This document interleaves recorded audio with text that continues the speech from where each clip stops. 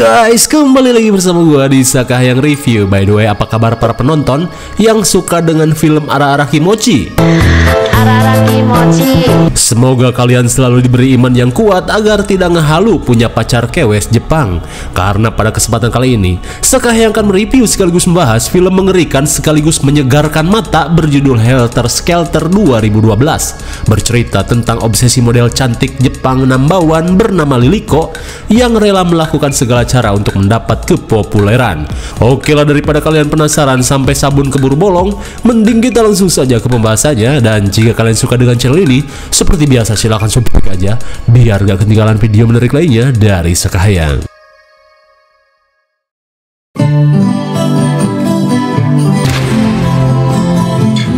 Fenster präsentiert Auspuff rot.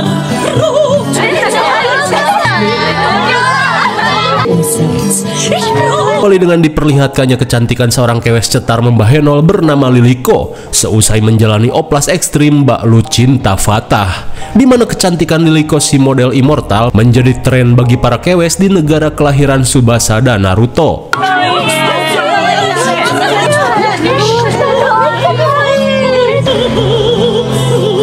Dan berkat oplas itu, Liliko pun menjadi seorang model tercantik nomor 1 di Jepang, mengalahkan kecantikan dan kebohaian Maria Obawa. Namun meskipun begitu, Liliko tak pernah benar-benar bahagia dan mengungkapkan kekhawatirannya jikalau ketenarannya ini suatu saat akan berakhir.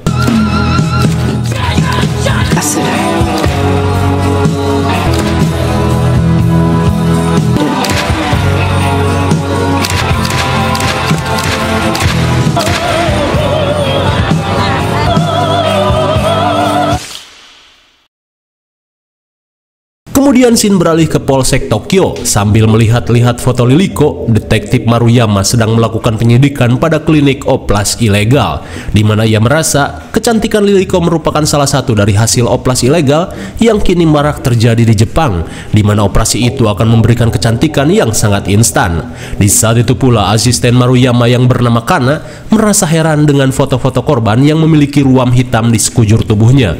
Maruyama pun berkata jika ruam itu adalah efek antibodi tubuh yang bermutasi karena tidak cocok dengan oplas yang mereka jalani. Sementara itu, dengan rambut Super Saiyan Goku, Liliko yang menghadiri konferensi pers berusaha menjawab semua pertanyaan wartawan tentang film kerasakti yang akan ia bintangi. Bersamaan dengan model baru, Liliko terlihat tidak ingin kalah saing dari rekannya ini. Singkat cerita, Liliko terlihat kesal saat melihat koran yang memajang fotonya bersama si model baru. Dengan kesombongannya, Liliko merasa tidak level jika harus disejajarkan dengan yang lain. Bagaikan Mbah Dukun, Hada si asisten setia ikut menjadi korban amarah Liliko. Namun seketika kemarahan Liliko sirna saat melihat ayangnya yang bernama Takao membawa segambreng bunga. Melihat perjigongan Liliko dan Takao, Hada dan rekan-rekannya langsung pergi. Tak cuman itu, Hada meminta rekan-rekannya untuk menjaga pintu karena biasanya Liliko akan langsung ngaduk di tempat. Dan benar saja, di dalam ruang rias, peradukan pun terjadi begitu ekstrim dan dahsyat. Kalau kalian pengen lihat, tonton saja sendiri filmnya. Namun di akhir peradukan yang tak sampai 2 menit, Takao berkata jika Liliko hanya miliknya seorang. Singkat cerita, bacotan Takao pada dirinya hanya dianggap heos belaka saat Liliko memberikan jatah gabrut pada produser film kerasakti yang akan ia bintangi. Kemudian, si produser pun memastikan jika Liliko akan mendapat peran utama di filmnya ini. Bye-bye. Sesaat kemudian, Liliko yang sedang mandi junub langsung menghubungi mamih manajer dan mengatakan jika ia sudah melakukan apa yang manajernya sarankan. Lantas dengan wejangannya yang sesat, si mamih mengungkapkan jika hal tersebut akan mempermudah Liliko mengembangkan sayapnya sebagai artis film. Seusai mandi, sambil nyebat udud rasa duren, Liliko menghampiri cermin dan kembali mengagumi tubuh dan juga wajahnya yang semakin cetar. Ia pun merasa jika bidadari dan Cinderella Tikotok pun tidak ada artinya di hadapannya. Tapi tiba-tiba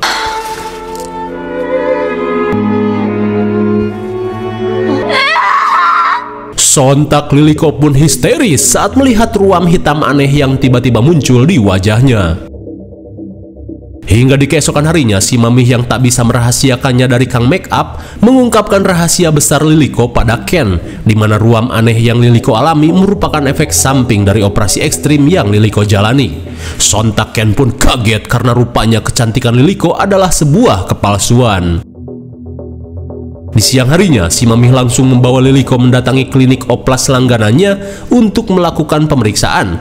Hingga setelah melihat ruam di dahinya, Dokter Megumi mengungkapkan jika mereka harus secepatnya melakukan operasi lanjutan karena kini sel di tubuh Liliko mulai berevolusi dan melawan kepalsuan yang ditanamkan di tubuh Liliko. Hingga saat perawat berdatangan, Liliko yang kesal tiba-tiba heran saat melihat seorang kewes yang penuh dengan tanda kutukan Sasuke amuk-amukan meminta tanggung jawab pada klinik ini. Sementara itu, karena jadwal operasi sedang padat, si dokter meminta si Mamih untuk menyuntikkan serum ini pada Liliko secara berkala guna meredakan ruam yang Liliko derita. Singkat cerita, setelah menggunakan serum anti ruam dari si dokter, Liliko kembali menjalani kesibukannya sebagai model top di Jepang. Dan kali ini tak cuma menjalani pemotretan, Liliko mulai membintangi beberapa iklan dan reality show di berbagai TV nasional. Bahkan berkat ketenaran dan koneksi orang dalam, Liliko mendapat tawaran dari seorang produser untuk membintangi film Hollywood.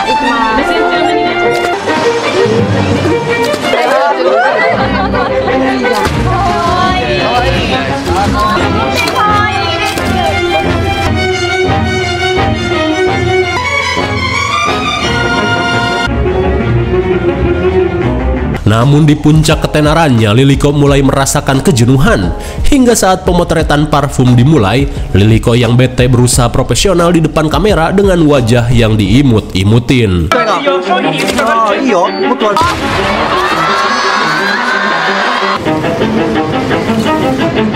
Singkat cerita, Liliko yang mabok parah diantar asisten setianya ke apartemen.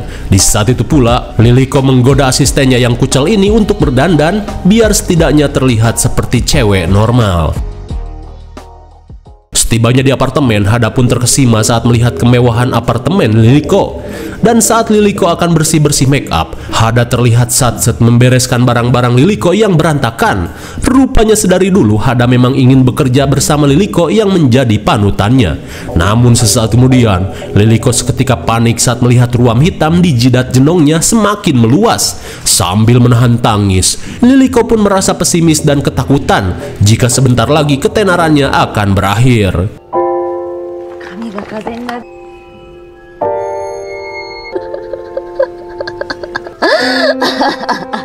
Menyadari keadaan tubuhnya semakin memburuk, Liliko yang mabok terlihat stres.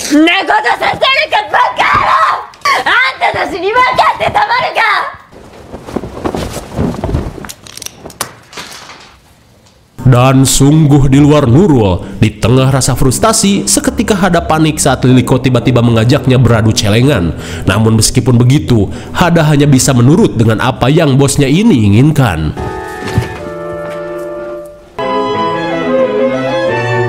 Dan kini, Hada dipaksa untuk menikmati aroma terasi udang rebon yang Liliko suguhkan. Kalau tidak, ia akan dipecat.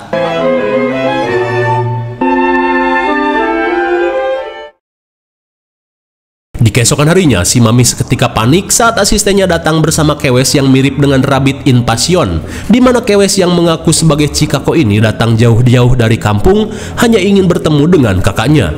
Kira-kira siapakah kakak Chikako ini?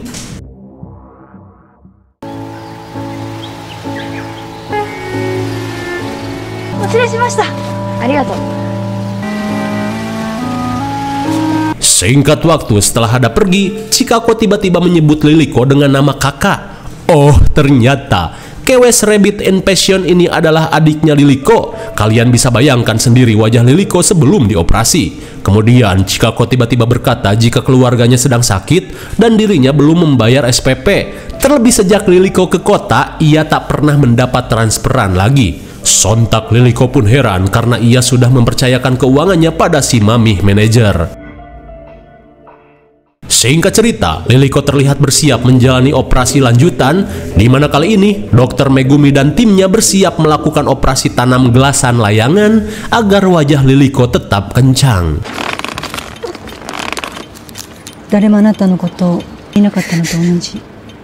私たちが目指しているのは Seakan tak diberi bius, Liliko terlihat berusaha menahan sakit saat menjalani operasi. Hingga setelah operasi selesai, Megumi mengungkapkan jika rasa sakit ini akan terbayar secara instan.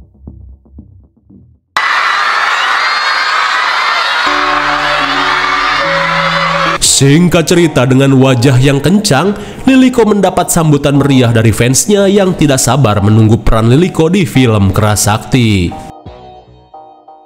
Singkat cerita, Liliko yang penasaran langsung menanyakan uang bulanan yang selalu ia kirim untuk keluarganya, di mana menurut Chikako, uang itu tidak pernah sampai. Mendengar hal itu, si Mamih yang terpojok malah membacoti Liliko, di mana uang perawatan Liliko pun sebenarnya selalu ia tombok. Hingga di tengah perbincangan, si Mamih pun mengenalkan seorang kewes cantik bernama Kozue Mikasa yang baru saja bergabung dalam manajemennya. Di mana kali ini si Mamih berniat memasangkan Kozue dengan Liliko dalam beberapa proyek pemotretan. Mendengar hal itu sontak membuat Liliko kesal.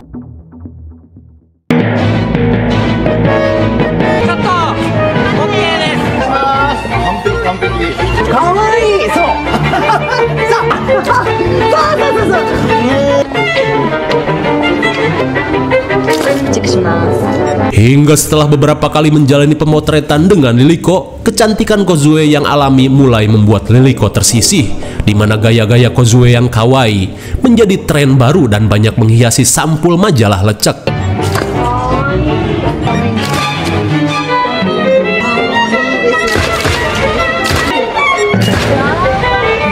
Bersamaan dengan hal itu, Liliko mulai mengalami stres akibat kesuksesan Kozue. Ia pun sampai mukbang Dodrexin dan Parahmen. Tapi bedanya dengan Liliko, dalam sebuah wawancara Kozue mengungkapkan jika ia sama sekali tidak peduli dengan ketenaran dan uang karena ketenaran hanyalah keberuntungan saja, di mana kali ini ia hanya ingin mengembangkan bakat dan menunjukkan ekspresinya di dunia model. Singkat cerita, saat ketenaran Liliko semakin meredup, Liliko yang stres parah terlihat melakukan aksi Mang Fatah.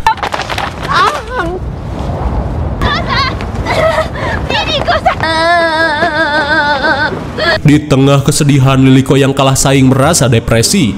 Melihat hal itu, si Mamih langsung menyuntik Liliko dengan obat penenang. Singkat cerita, di tengah permasalahan yang ia hadapi, keadaan Liliko semakin memburuk saat mendapat kabar tentang rencana pernikahan gebetannya dengan putri seorang pejabat. Sambil menelepon, sontak ia tak bisa menahan panas dada saat Takao membenarkan kabar tersebut. Namun meski begitu, Takao berusaha menenangkan Liliko, di mana ia masih bisa menjalani hubungan terlarang secara diam-diam dan bebas ngaduk seperti yang selalu mereka lakukan. Muak dengan hal itu, Liliko yang tidak ingin disamakan dengan Bondon Michet langsung menutup teleponnya. Di malam harinya, Hada berpamitan pada gebetannya jika ia akan mengantar Liliko ke pemotretan. Namun tiba-tiba saja Shin pun kaget saat melihat kedatangan Liliko yang menyusul Hada. Sambil mengenalkan diri, Liliko yang merasa si cungkring ini memiliki cacing titan berotot, tiba-tiba saja meminta izin pada Hada untuk meminjam cacingnya sebentar. Bagaikan hoki seumur hidup dipakai sekali, sontak Shin pun terpana saat model idolanya tiba-tiba mengajaknya gabrutan. Meski di hadapan gebetannya, Shin pun tidak peduli jika harus putus dengan Hada. Ia pun langsung melayani Liliko dengan senang hati. Sambil menunggangi Shin, Liliko berkata jika ia akan memberi contoh tunggangan yang sebenarnya. Shin pun sumringah karena biasanya Hada hanya berpose sebagai bongol pisang. Di saat itu pula, Hada hanya bisa menahan panas dada yang begitu ekstrim saat melihat gebetannya dipakai oleh bosnya. Di keesokan harinya, Shin pun kaget saat mendapat telepon dari Liliko, di mana kali ini Liliko meminta Shin untuk menyiram tunangan Takao dengan air keras sebagai imbalan atas kehangatan rahimnya.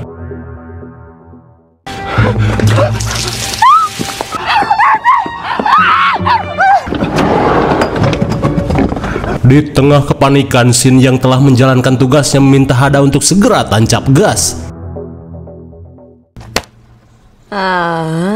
Di keesokan harinya, Liliko pun berterima kasih pada Shin dan Hada yang telah mau saja dijadikan budaknya, di mana Hada diperbudak rasa fanatik, sementara Shin diperbudak oleh kenikmatan rahim model.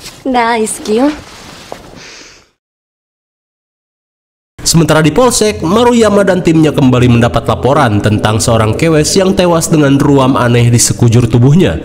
Di mana kali ini, Maruyama dan timnya pun mendapat beberapa petunjuk penting yang merujuk pada klinik oplas ilegal milik Dr. Megumi. Meskipun begitu, mereka tetap membutuhkan seorang saksi untuk melakukan penutupan dan penggerebekan. Dan seperti yang kita lihat di fotonya, si korban merupakan sosok kewes yang sempat Liliko lihat di klinik Dr. Megumi. Singkat cerita, saat Ken dan asistennya merias Liliko, ia pun panik saat ruam hitam di tengkuk Liliko semakin meluas. Kemudian, Ken yang menemui si Mamih mengungkapkan jika ruam aneh di tubuh Liliko membuat Liliko mengalami penuaan dini. Mendengar hal itu, si Mamih merasa jika karir Liliko tidak akan lama lagi.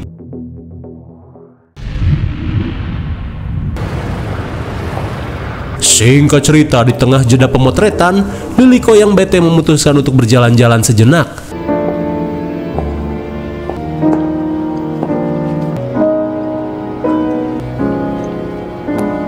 Betapa kagetnya Liliko saat ia dihampiri Maruyama, di mana kali ini Maruyama meminta Liliko menjadi saksi dalam gugatan persidangan klinik oplas ilegal milik Dr. Megumi.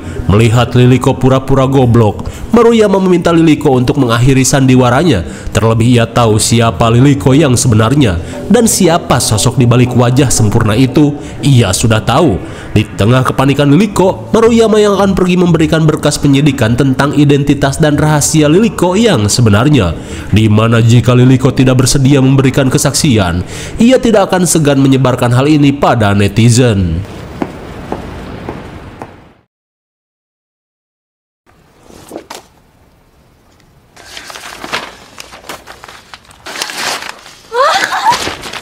Sontak Liliko pun panik saat menyadari ancaman Maruyama bukanlah heos belaka, di mana dalam berkas-berkas ini merupakan semua foto dan identitas lamanya sebelum melakukan oplas. Di tengah kepanikan, Liliko pun langsung lemas tak berdaya. Fotoできましたよ。綺麗なだけじゃ。Di keesokan harinya, Liliko semakin frustasi saat melihat Kozue Mikasa telah menggantikan posisinya sebagai BAS Lilin Mah Cece Kelapa Muda. Di tengah rasa frustasi, Liliko yang dibutakan dengki langsung memanggil Hada dan meminta asistennya ini untuk merusak wajah glowing Kozue bila perlu sampai Kozue mengalami beweh dan menjadi Kuchisake Onna. Di siang harinya, Liliko yang akan mengisi acara TV kembali menyuntikkan serum anti genek. Namun karena tingginya dosis tersebut, Liliko pun mulai mengalami halusinasi dengan melihat kupu-kupu hinggap di tangannya padahal aslinya nggak ada. Sementara di taman hiburan, Hada terlihat melakukan pengintaian pada si cantik Kozue sebelum melakukan aksi kopetnya.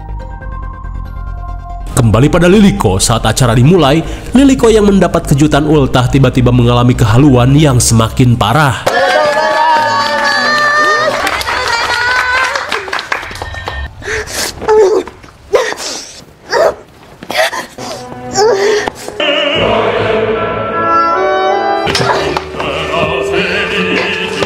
Di tengah kehaluannya, Liliko pun panik saat melihat keanehan yang semakin ekstrim.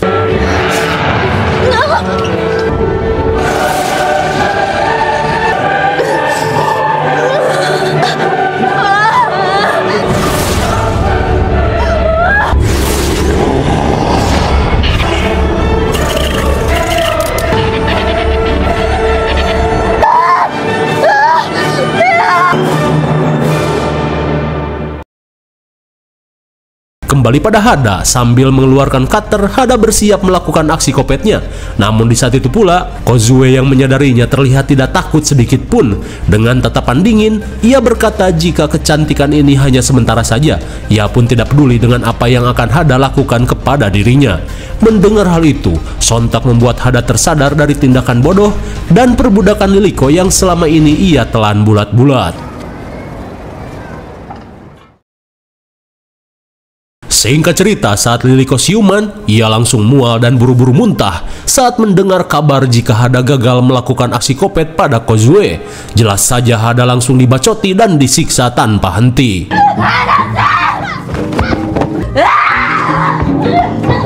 Di tengah rasa frustasi Liliko yang narsis akan ketenaran, terlihat Kiki ciprikan di tengah derasnya hujan.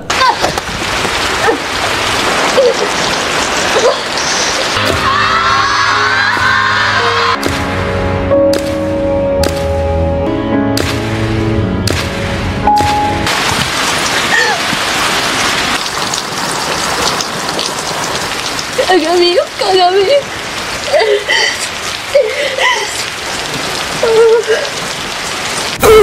My God, sungguh mengerikan. Kini efek operasinya sudah ke tahap kerontokan. Sementara di apartemen, Hada yang menemukan berkas penyidikan terlihat melongo saat melihat foto-foto burik Liliko sebelum melakukan oplas. Hingga di keesokan harinya, Hada yang sudah tak tahan dengan perlakuan Liliko terlihat mengirimkan salinan berkas itu ke berbagai surat kabar. Singkat waktu, Liliko yang frustasi termenung meratapi nasib. Lantas saat bel berbunyi, Liliko pun segera mengeceknya.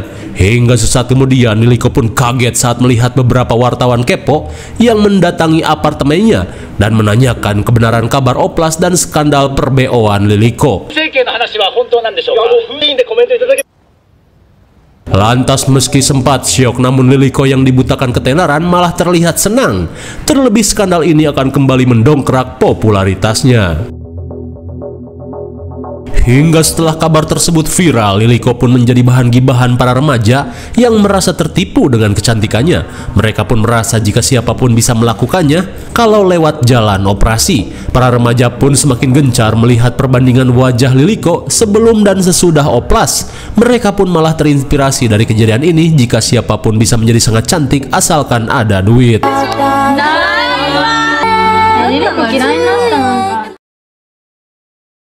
Sementara di polsek, Maruyama akhirnya mendapat teguran dari atasannya akibat berkas penyidikan Liliko bocor ke media hingga membuat kericuhan di masyarakat. Terlebih kini, masyarakat semakin menginginkan operasi plastik untuk menambah kecantikan. Lantas sebagai hukuman, Maruyama dibebas tugaskan dari penyidikan kasus ini. Singkat cerita, sebelum Liliko melakukan klarifikasi pada media, si Mami yang tak ingin karir Liliko hancur memintanya untuk berbicara dengan sesuai teks yang disediakan. Hingga saat Ken datang, si Mami meminta Ken untuk merias dan menutupi ruam hitam di tubuh Liliko. Hai, dekita. Singkat cerita, setelah Ken berhasil menutupi semua ruam di tubuhnya, Liliko terlihat menyiapkan mental sebelum berbicara di hadapan wartawan.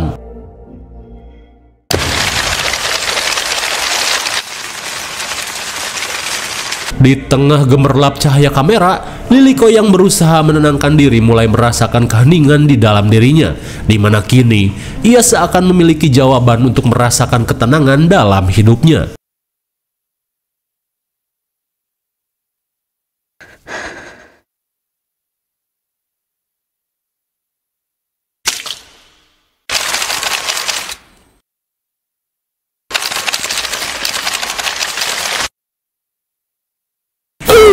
My God, bagaikan efek Amaterasu, para wartawan pun syok parah saat melihat aksi nekat yang Liliko lakukan.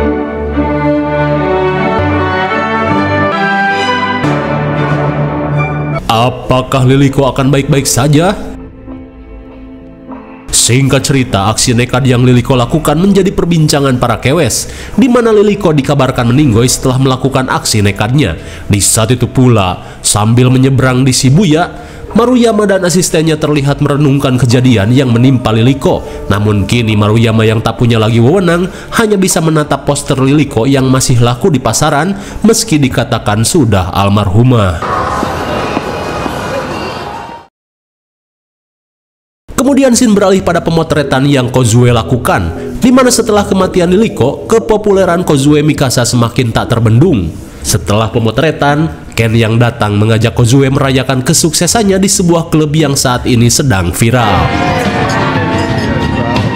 Hingga ketika mereka bersulang, tiba-tiba Kozue melihat seorang wanita yang sepertinya ia kenal. Di tengah rasa penasaran, Kozue langsung mengikutinya ke ruang pribadi.